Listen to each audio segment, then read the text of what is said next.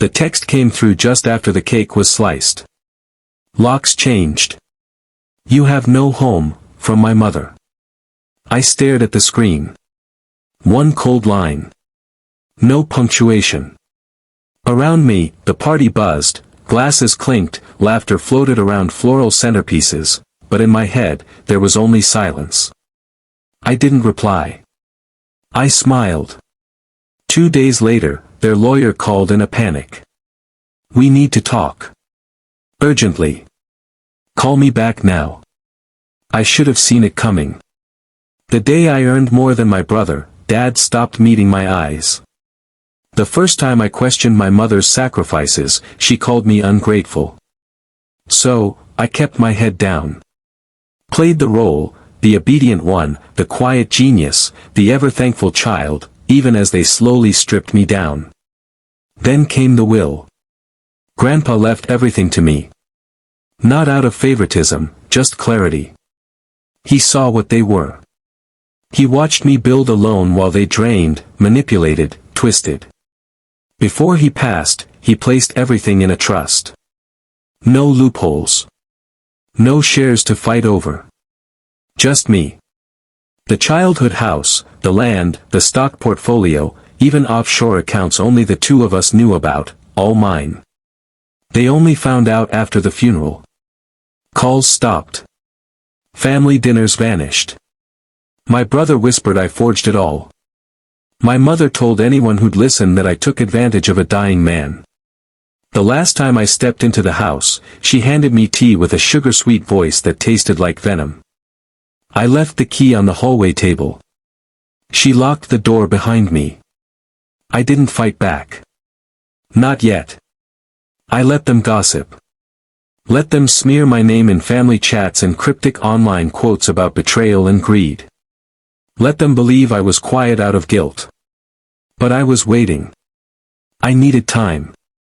I started with Grandpa's old accountant, loyal to the legacy, not the bloodline. He gave me the full map, properties in 3 countries, 6 different banks, and 1 old deposit box marked emergency. Next, the lawyer. Cautious. Precise. Trusted. Together, we opened the trust. It was solid. Legal. Final. So I made my move. 2 weeks before my mother's birthday party, I filed for legal transfer of the estate, technically mine already, but paperwork lagged. 3 days before the event, I finalized everything. By the morning of the party, the title was officially in my name. They just didn't know it. At the celebration, I wore gray, forgettable. No one asked why I looked drained, where I'd been, what I'd built. They didn't know I'd been living in a penthouse for 2 months. That I'd tripled Grandpa's holdings. That my inbox overflowed with offers they couldn't dream of. To them, I was still the girl they could control. Dismiss. Erase. So when the text came, locks changed. You have no home. I recognized it for what it was, their declaration of war. What they didn't know was the war had already ended. They just hadn't seen the battlefield. 2 days later, the lawyer called again, frantic. They're trying to list the house. New locks, new agents, but the title is in your name. I let him rant. They're in serious legal trouble.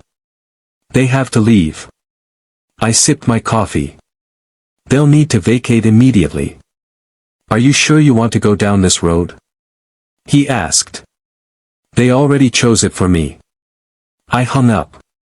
No screaming. No drama. Just documents. A formal letter, you are illegally occupying private property.